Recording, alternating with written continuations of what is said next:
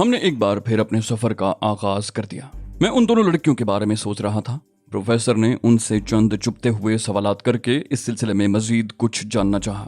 वैसे प्रोफेसर ने अपने तौर पर ही उन लड़कियों के सिलसिले में फैसला कर लिया था, लेकिन मैं सोच रहा था कि अगर प्रोफेसर इस बात पर आमादगी का इजहार न भी करते तो क्या मैं उन दोनों को इस तरह छोड़ सकता था। अब दोनों की असलियत क्या है इसके बारे में तो वो खुद ही जानती थी। बज़ाहिर जो हालत नजर आ रही थी उससे उनकी कहानी गलत नहीं मालूम होती थी। और फिर सहराए आज़म में इस किस्म के लातादाद अहमक चकराते ही फिरते हैं, और उनके साथ तकरीबन यही कुछ होता है जो इन दोनों लड़कियों ने सुनाया। प्रोफेसर ने अपना रास्ता नहीं छोड़ा था। वो बदस्तूर उसी समत चल रहा था जिसके बारे में उसने तायुन किया था। वही देखे भाले मनाजिर थोड़ी बहुत तब्दीलियों के साथ जारी थे। कहीं जानवरों के गौल नजर आ जाते और कहीं चटियल मैदान, चट्टानें, सूखी हुई घास वगैरह। लेकिन जब एक ढलान को उबूर करके हम बुलंदी पर पहुंचे तो उसके दूसरी तरफ देखकर हैरान रह गए। एक हसीनो शादाब वादी हमारे सामने अचानक ही आ गई थी। जमीन अगरचे खुरदरी और बेढब थी मगर दूर दूर तक सब्जा फैला हुआ था।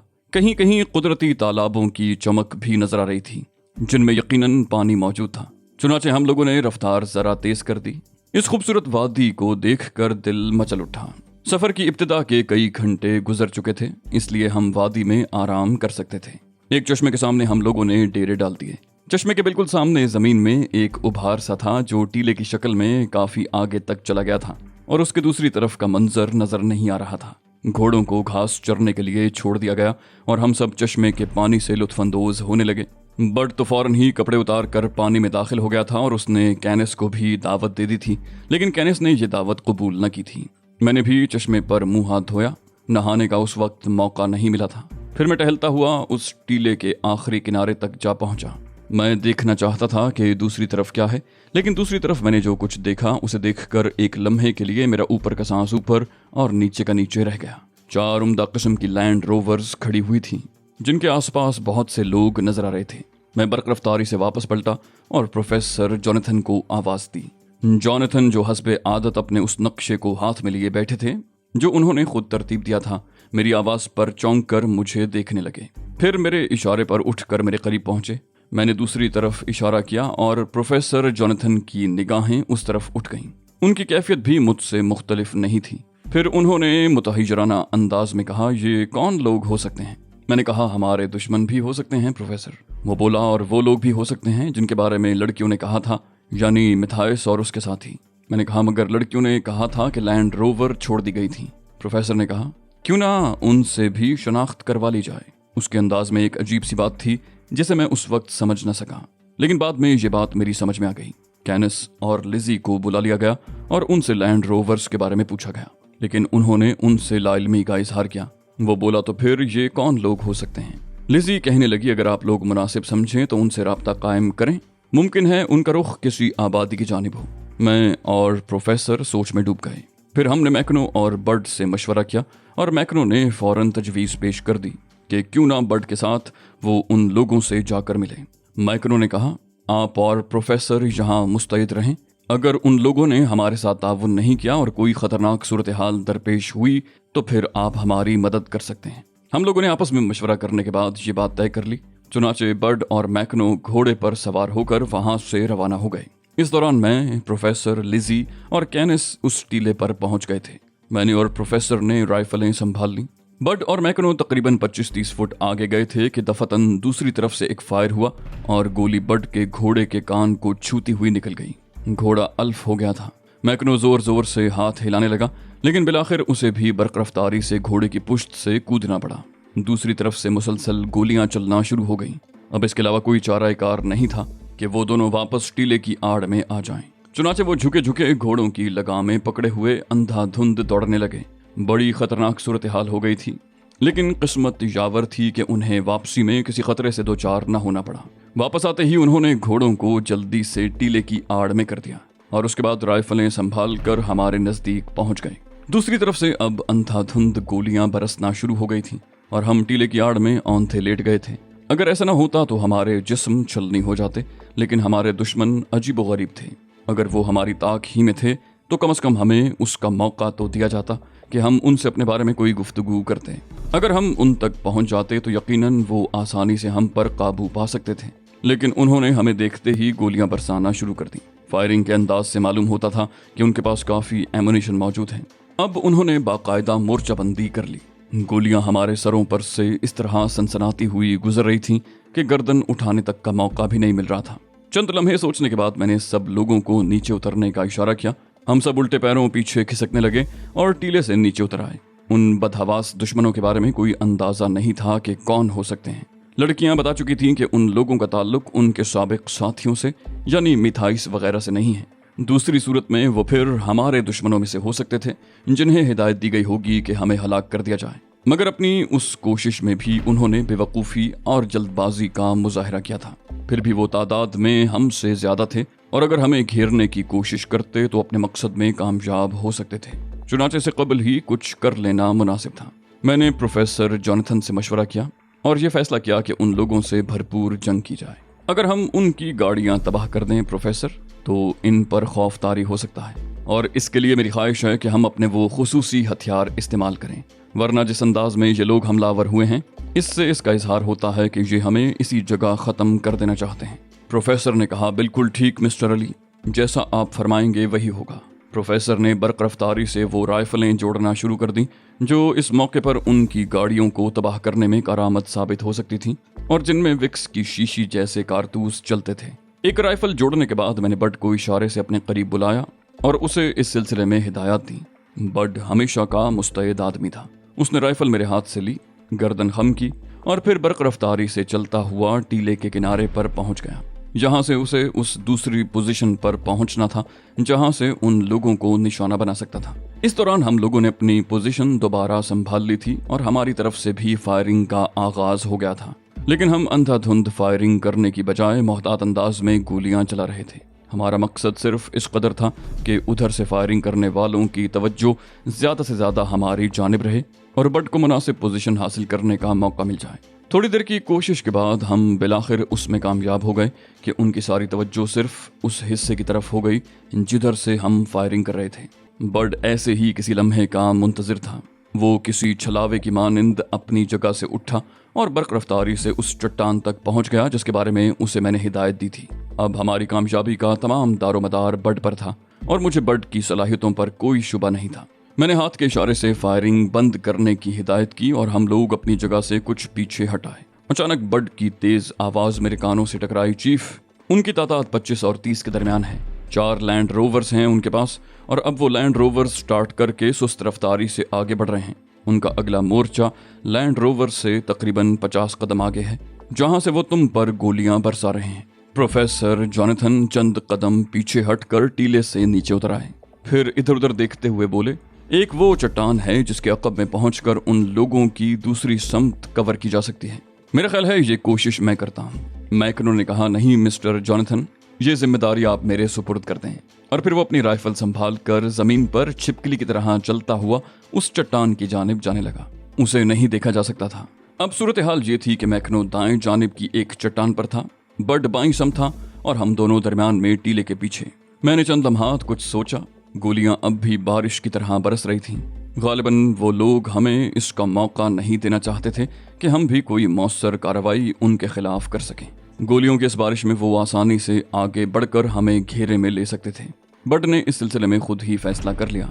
एक खौफनाक गरज सुनाई दी और दूसरी तरफ से गोलियां चलना अचानक बंद हो गईं।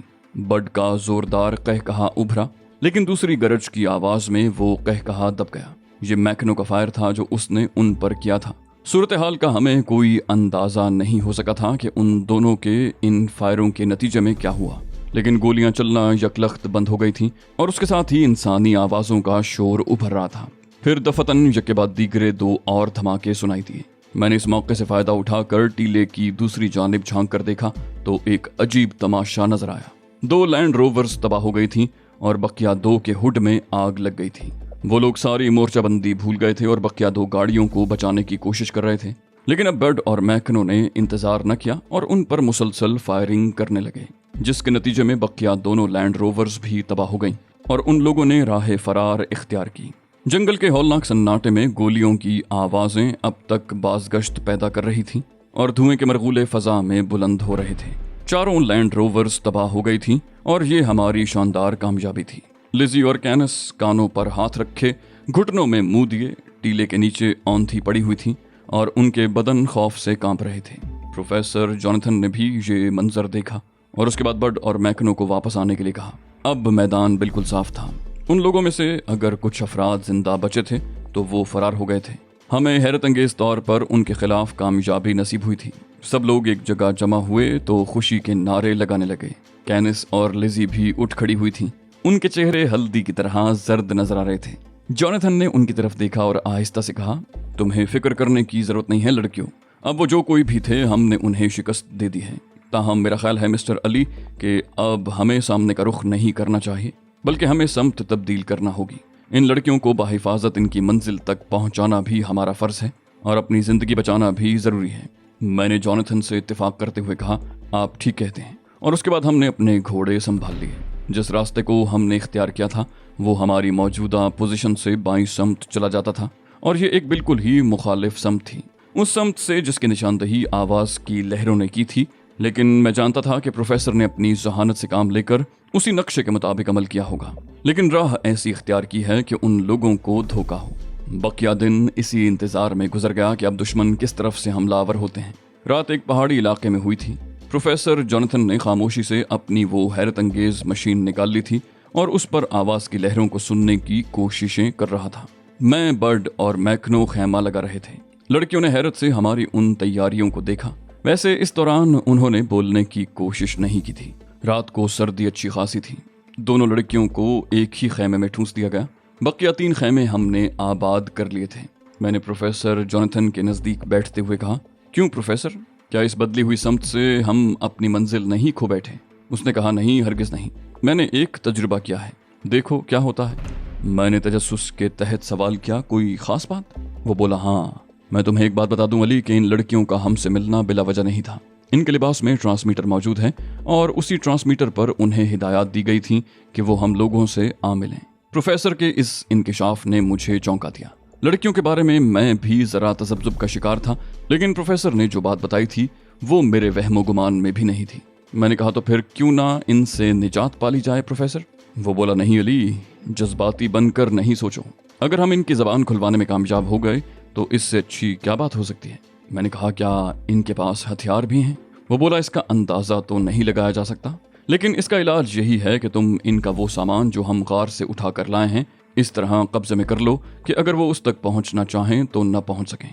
मैंने पूछा, और ट्रांसमीटर? वो बोला, ट्रांसमीटर उनके अपने लिबास ही में कहीं पोशीदा होगा, उसे हासिल नहीं किया जा सकता। वैसे मैं इंतजार करूंगा कि रात की तारीकी में वो उन लोगों से कुछ गुफ्तगू करें। मैंने कहा, ये खतरनाक हो जाएगा प्रोफेसर। अगर उन्होंने हमारी बदली हुई समत के बारे में उन्हें बता दिया तो फिर किसी भी लम्हे हम किसी और खतरे से दो चार हो सकते हैं। प्रोफेसर निचला होंठ दांतों में दबाकर गर्दन हिलाने लगा। फिर उसने एतराफ करते हुए कहा, हाँ, ये हकीकत है।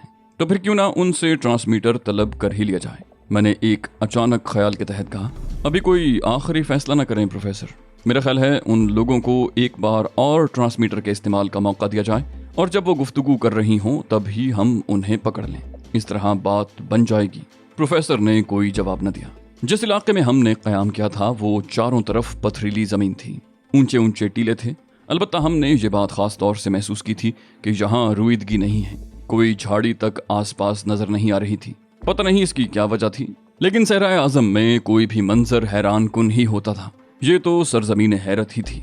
हम इस मुसलसल जिद्दोजहद से जो थकन महसूस कर रहे थे उसका इजहार कोई नहीं कर रहा था, लेकिन सबके चेहरों से ये अंदाजा होता था कि अब कम से कम 2-3 दिन तक किसी जगह आराम की जरूरत है। लेकिन जगह कम से कम ऐसी होनी चाहिए जो क़याम के लिए मौजू होती। रात को हम चौकन्ने होकर लेट गए। बर्ड की ड्यूटी लगा दी गई थी, लेकिन उस वक्त बर्ड की ड्यूटी खत्म भी नहीं हुई थी जब अचानक ही जमीन पर हमारे बदन हिलने लगे। मैं भी उस वक्त गहरी नींद सो रहा था, लेकिन जो महसूस हुआ जैसे किसी ने सर नीचे और पांव ऊपर कर दिया हो। एकदम से चक्कर सा आया। उसके साथ साथ ही दोनों लड़कियों की चीखें उभरी और मैं फुर्ती से खेमे से बाहर निकल आया, लेकिन अपना तवाजुन बरकरार न रख सका और इस बुरी तरह गिरा कि अगर दोनों हाथ जमीन पर न टिक जाते तो शायद सर ही फट जाता। फजा में एक हल्की सी सनसनाहट फैल रही थी और बहुत दूर कहीं आग की सुर्खी सी झलक रही थी। मुझे अचानक ही एहसास हुआ कि कुर्ब जवार में कोई आतिश फिशा मौजूद है और शायद आतिश फिशानी पर आमादा है। जमीन हिल रही थी। प्रोफेसर और मैकनो भी अपने खेमे में जाग गए थे। लेकिन उन्होंने उठने की कोशिश नहीं की थी। प्रोफेसर ने खौफजदा लहजे में कहा, जलजला, खौफनाक जलजला। लेकिन उसकी आवाज दब गई। एक हैबतनाक धमाका हुआ और फिर गड़गड़ाहट सी सुनाई देने लगी।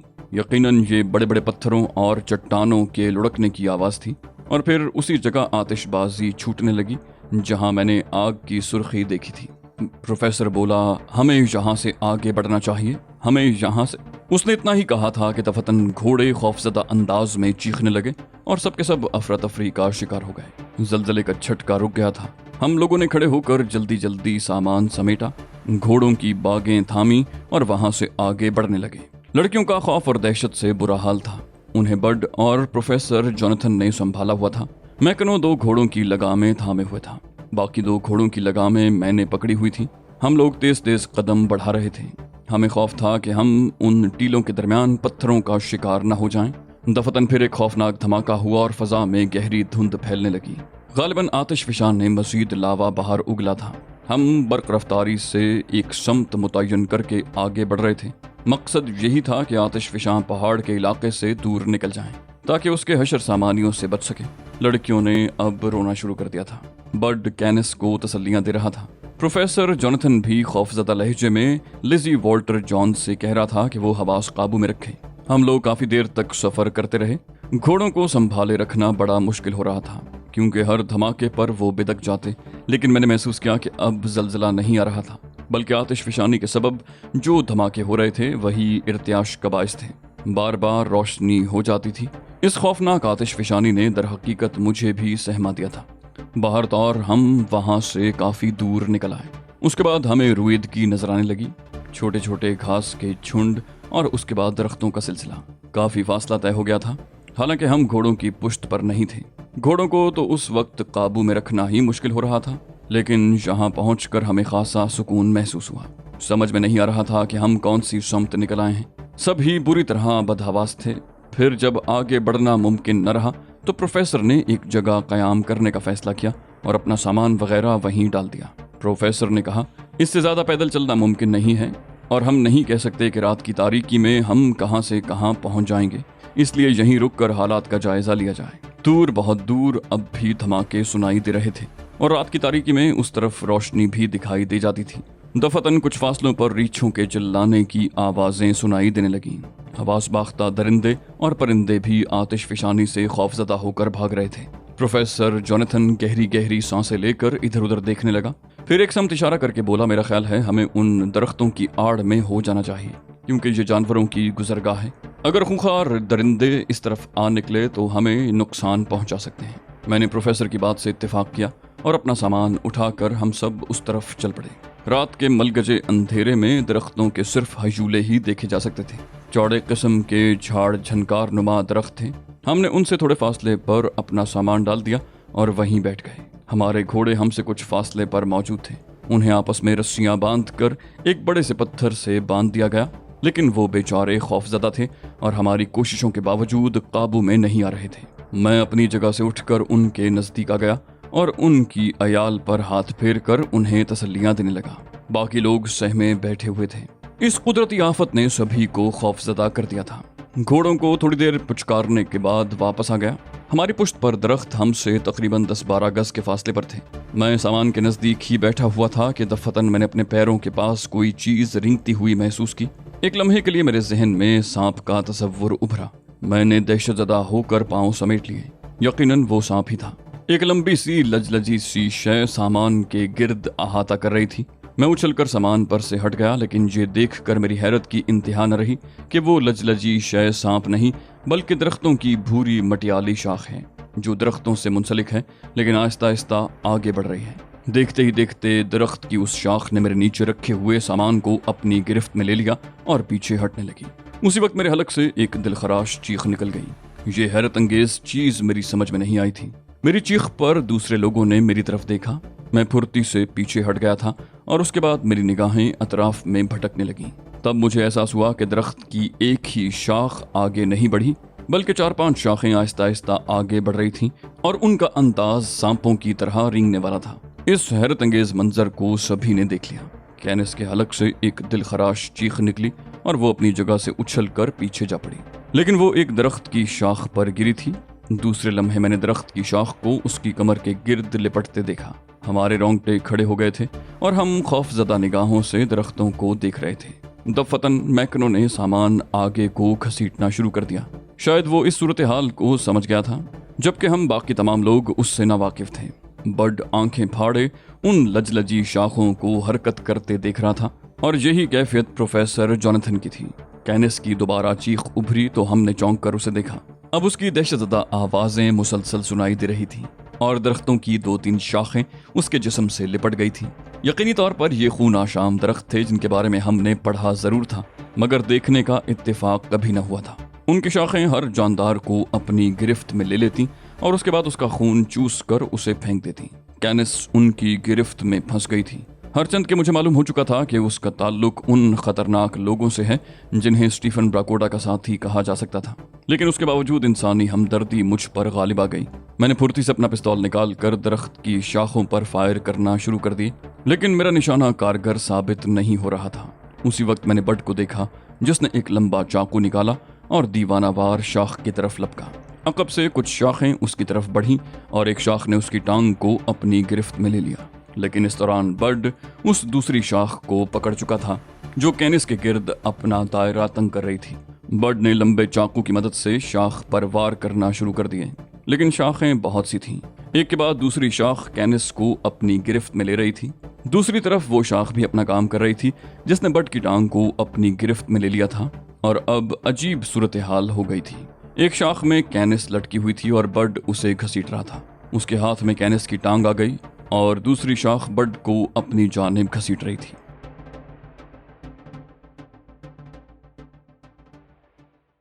तो दोस्तों, ये थी हमारी आज की एपिसोड। उम्मीद करते हैं आपको हमारी कहानी पसंद आई होगी। जाने से पहले इस वीडियो को लाइक कीजिए और शेयर करना मत भूलिए।